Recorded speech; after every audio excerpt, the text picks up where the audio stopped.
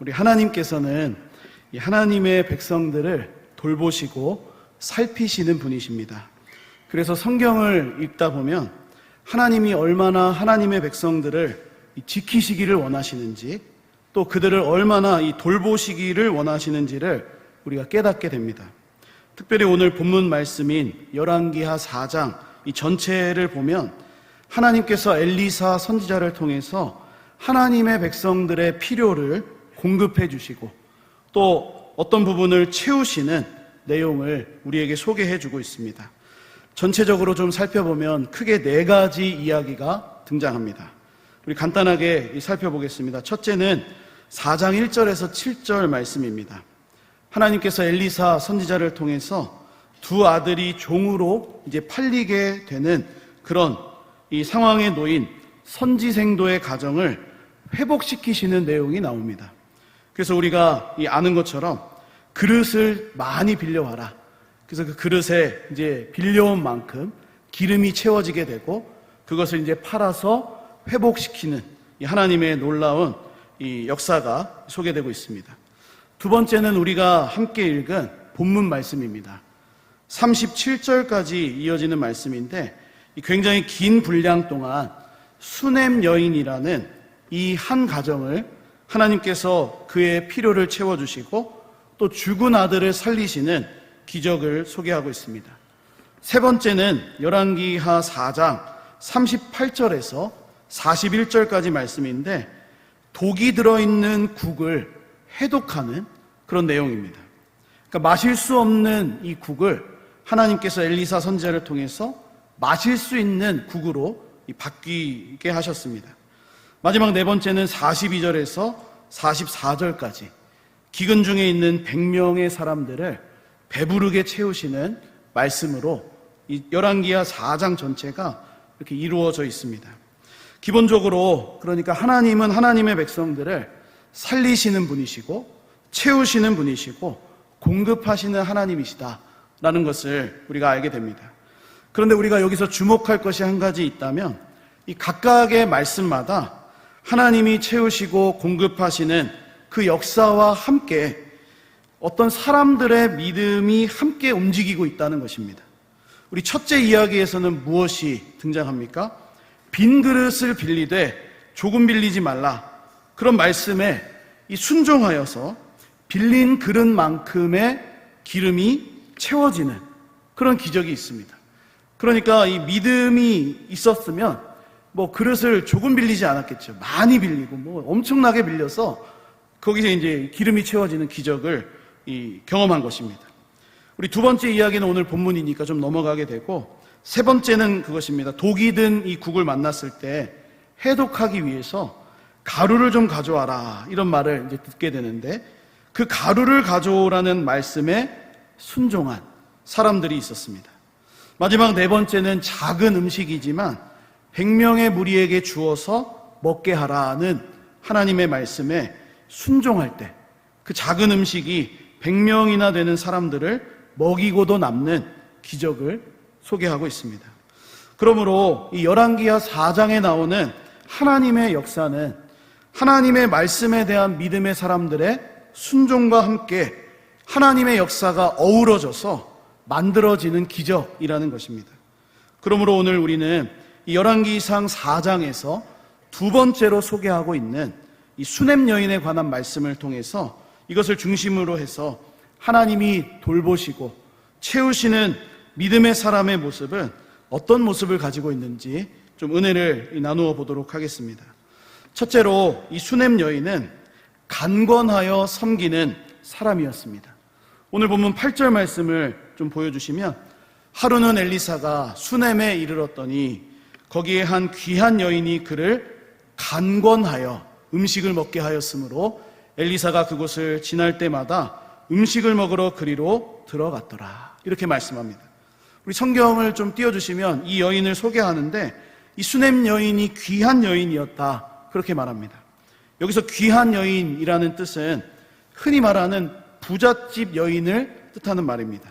우리 영어 성경에서도 이 여인을 소개하면서 well-to-do라는 이 부유한, 잘 사는, 그러니까 부족함이 없는 여자라고 성경이 소개를 하고 있습니다. 그런데 이렇게 귀한 여인이, 부잣집 여인이 어떤 마음을 가지고 있습니까? 엘리사를 향해서 음식을 먹게 하고자 하는 간절히 권하는 섬김의 마음을 가지고 있었다는 것입니다. 일반적으로 우리 사람이 사람과의 관계를 맺어가는 데 있어서 그냥 겉으로 인사치레로 할 수 있는 일들이 있습니다. 내려주셔도 됩니다. 하지만 오늘 이 수냄 여인이 보여주고 있는 그 마음, 이것은 그냥 겉으로 인사치레로 하는 정도의 섬김이 아닙니다. 그녀는 간절히 원하는 이 마음, 간절히 권하는 이 마음을 가지고 자신의 동네 근처로 나온 엘리사에게 음식을 권하고 있습니다. 그가 음식을 먹을 수 있도록 간절히 권하여서 지금 먹게 하는, 음식을 먹게 하는 배려와 호의를 보여주고 있습니다. 이것은 수냄 여인이 이 사람을 섬기는 데 있어서 얼마나 적극적인 자세로 섬겼는지를 보여주는 말씀이죠. 그냥 한두 번 권하고 많은 정도가 아니었습니다. 그냥 한두 번 권했을 때 이 사람이 거절하면 더 이상 권하지 않는 그 정도가 아니라 정말로 이 진심을 담아서 간절히 권하는 수냄 여인의 이 섬기려는 마음이 오늘 본문에서 드러나고 있다는 겁니다. 그렇다면 수냄 여인은 왜 이렇게까지 간절히 권하고 있습니까? 그것은 바로 하나님이 이스라엘 백성들에게 고아, 과부, 나그네를 선대하고 그들을 사랑하고 섬기라, 그렇게 말씀하셨기 때문에 그렇습니다. 우리 신명기 10장 19절 말씀입니다. 너희는 나그네를 사랑하라. 전에 너희도 애굽 땅에서 나그네 되었음이니라. 이 나그네만 지금 말하고 있지만 사실 고아, 과부 다 포함하는 말씀입니다. 사랑해야 됩니다. 섬겨야 됩니다. 왜냐하면 너희도 전에 나그네였다는 것입니다. 우리 수냄 여인에게 있어서 엘리사는 어떤 존재입니까? 그냥 선지자가 아니라 지금은 자신의 집 근처로 찾아온 나그네였습니다. 그래서 그녀는 하나님 말씀에 순종하는 그 마음으로 엘리사를 섬겼습니다. 그러므로 엘리사는 그곳을 지날 때마다 간절히 권하는 이 여인의 마음을 들었습니다. 보았습니다. 그리고 그 집으로 들어가서 음식을 먹을 수 있는 이 배려와 호의를 누렸던 것입니다. 신명기 24장 19절 말씀 보니까 우리 하나님께서 나그네와 고아와 과부를 위하여 섬기는 그 사람에게 얼마나 큰 복이 있다는 것을 약속해 주셨습니다. 내가 밭에서 곡식을 벨 때에 그 한 뭇을 밭에 잃어버렸거든. 지금 추수 때에 이 곡식을 잘 걷어들이는데 잊어버린 겁니다. 여기까지 거둬야 되는데, 그런데 잊어버렸을 때 어떻게 합니까? 다시 가서 그것을 다 거두지 말고, 가져오지 말고 나그네와 고아와 과부를 위하여 남겨두라. 그리하면 내 하나님 여호와께서 내 손으로 하는 모든 일에 복을 내리시리라 말씀하셨습니다. 뭐 추수 때만 그렇겠습니까? 하나님을 섬기는 백성들이라면 이 찾아오는 나그네, 고아, 과부, 내가 섬겨야 하는 대상이 있다면 섬기라는 것입니다. 그러면 하나님이 복을 주시겠다, 그렇게 말씀하십니다. 그러므로 하나님은 기본적으로 하나님의 백성들을 다 돌보시고 또 채우시고 공급하시는 하나님이시지만 특별히 더 어떤 사람을 돌보시는가, 바로 하나님 아버지의 마음을 가지고 간절히 권하며 섬기는 사람들을 돌보시고 채우신다는 것입니다. 주 안에 사랑하는 여러분, 우리에게도 이 수냄 여인과 같이 간절히 권하며 섬길 수 있는 마음이 있기를 바랍니다. 그저 한두 번 이 권했다고 충분하다 생각하지 마시기 바랍니다. 그냥 그만두는 정도, 한두 번 권했을 때 그 사람이 받지 않으면 내가 더 이상 하지 않아야 되겠다, 그렇게 멈추는 것이 아니라 정말 간절히 권하는 그 마음을 가지고 나그네를 대하시고 사람들을 대해 주셔서 하나님이 우리가 하는 모든 일에 복을 내려주시는 은혜를 경험할 수 있기를 축복합니다.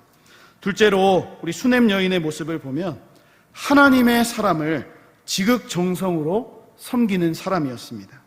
우리 9절과 10절 말씀을 보니까 이 여인이 무엇을 깨달았습니까? 엘리사가 평범한 나그네가 아니다라는 것을 알았습니다. 그러자 어떤 행동을 취하냐면 9절과 10절 말씀 보겠습니다. 여인이 그의 남편에게 이르되 항상 우리를 지나가는 이 사람은 나그네인 줄 알았는데 하나님의 거룩한 사람인 줄을 내가 아노니. 하나님의 거룩한 사람인 것을 알았습니다.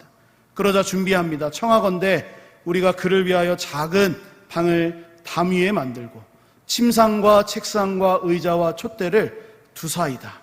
그가 우리에게 이르면 거기에 머물리이다 하였더라. 이렇게 말씀합니다.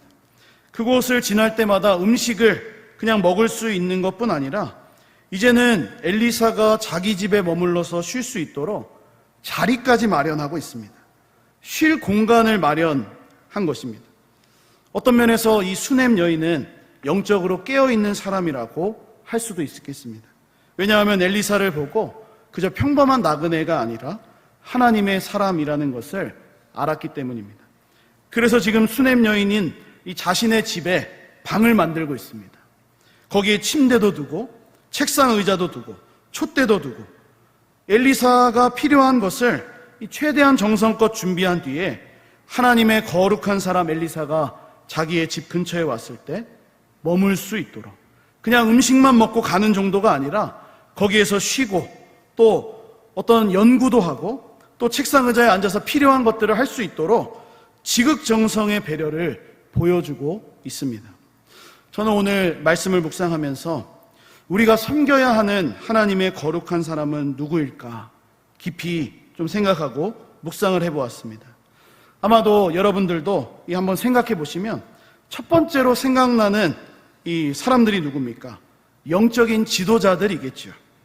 하나님의 말씀을 맡은 봉사자들, 교회 안의 목회자들, 목자들, 리더들, 그들이 바로 우리가 섬겨야 하는 하나님의 거룩한 사람들이라고 생각하실 겁니다. 물론 우리가 그 사람들 잘 섬겨야 됩니다. 그리고 우리가 충분히 그들을 존중하고 또 높여주어야 합니다. 그런데 저는 한 가지가 더 떠올랐는데, 우리 지난주 가을 특별 새벽 기도회 때 받은 말씀과 같이 하나님의 거룩한 사람은 꼭 목회자, 목자, 리더들만 말하는 것이 아니라는 것을 우리가 기억해야 할 필요가 있습니다. 바로 예수 그리스도 안에서 택하신 족속, 왕같은 제사장, 거룩한 나라, 그의 소유된 백성이 하나님의 사람이고 바로 우리 자신이 하나님의 거룩한 사람이라는 것입니다. 그러므로 우리가 지극정성으로 섬겨야 하는 사람들은 바로 우리 옆에 앉아있는 성도 한 사람 한 사람입니다. 이쯤 되면 이 졸음이 이제 막 쏟아지시죠. 저도 이제 막 졸려집니다. 우리 옆 사람을 좀 보시면서 인사를 한번 해봤으면 좋겠습니다. 우리 직분을 부르시면서 우리 집사님, 권사님, 장로님은 하나님의 거룩한 사람입니다. 한번 인사하겠습니다. 우리 집사님, 권사님, 장로님은 하나님의 거룩한 사람입니다. 예, 죄송합니다. 한 번 더 하겠습니다. 안 한 분들이 딱 2사람 있습니다. 이게 더 중요합니다. 제가 지극정성으로 섬기겠습니다. 한번 이렇게 인사하겠습니다. 네, 감사합니다. 네. 우리 모두가 하나님의 사람이라는 것이죠.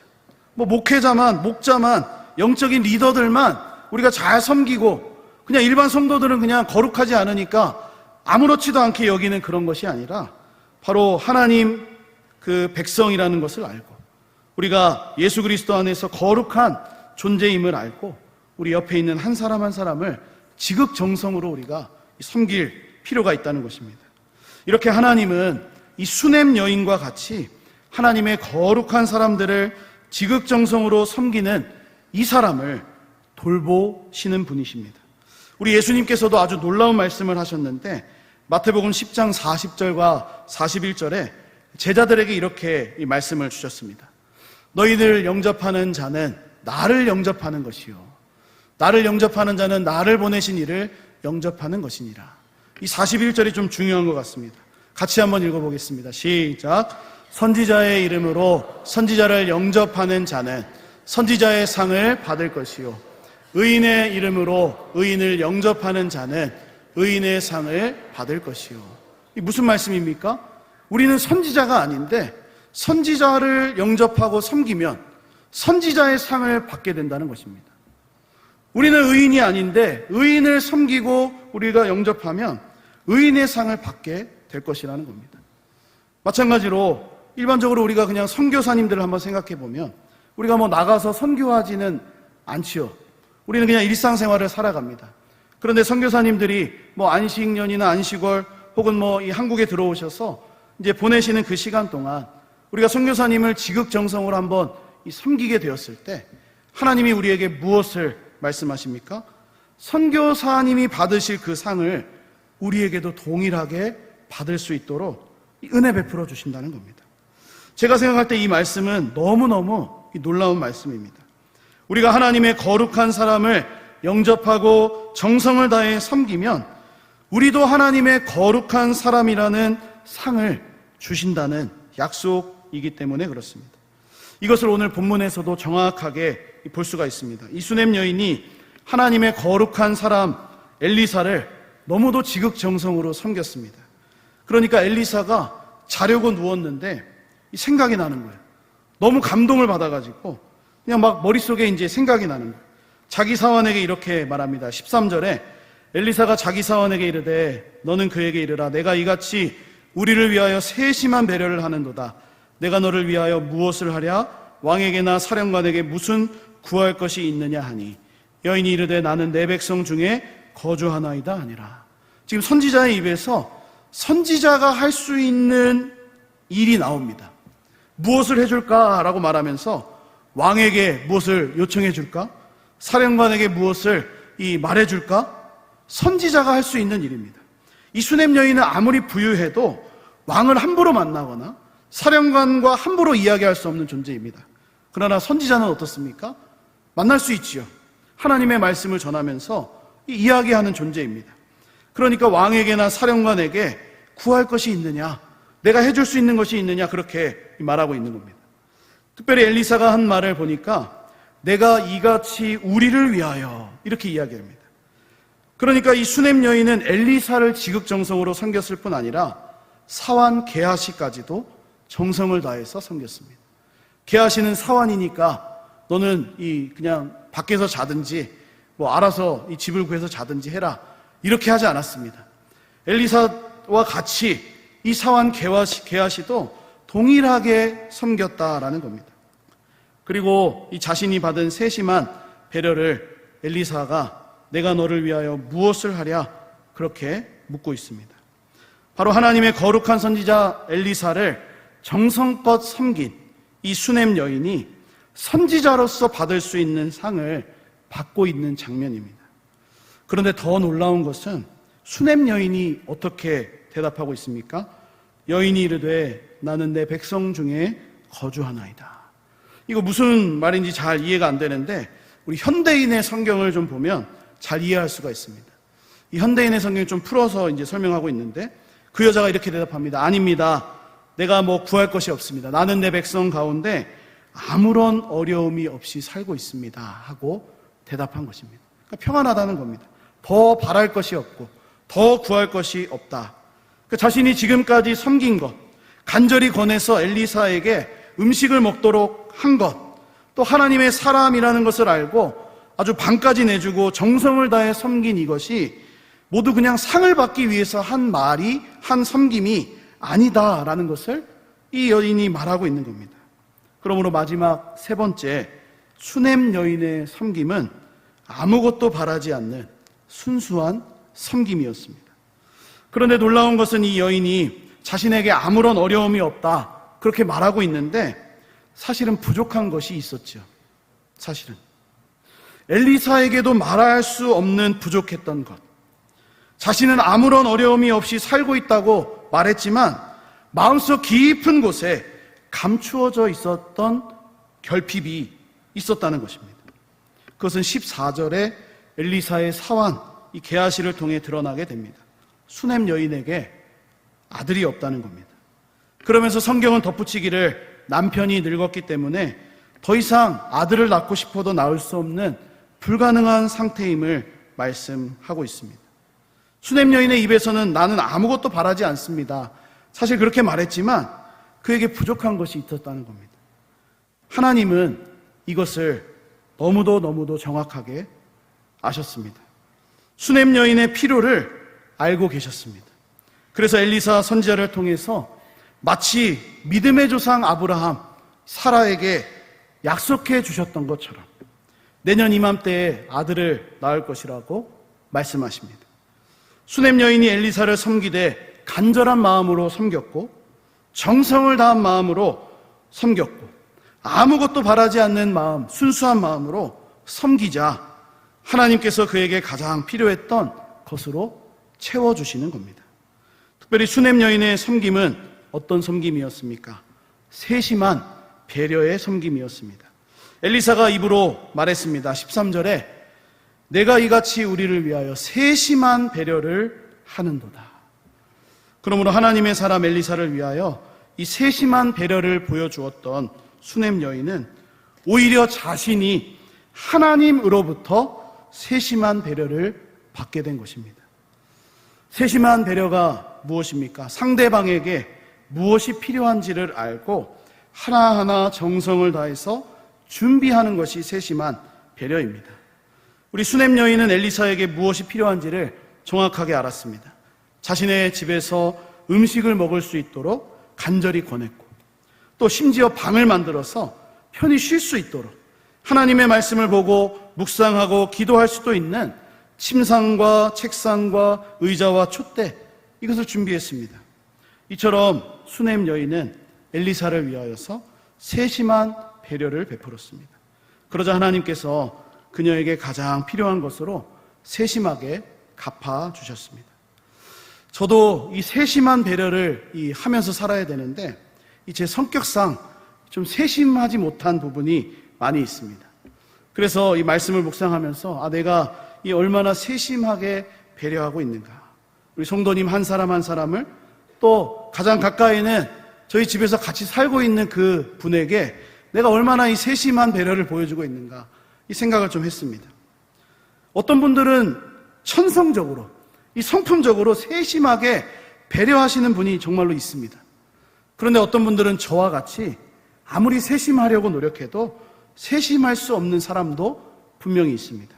그런 분들에게 감히 권면의 말씀을 드립니다. 이 엘리사에게 베풀어준 수넴 여인의 세심한 배려와 같이 우리도 저도 그것이 안 되는 분들도 세심한 배려를 할 수 있게 되기를 간절히 소망합니다. 그러기 위해서 우리가 우리 주변에 있는 하나님의 거룩한 사람들을 바라볼 때 무엇이 필요한지 잘 관찰해야 됩니다. 그에게 어떤 부분이 부족한지를 우리가 살펴야 됩니다.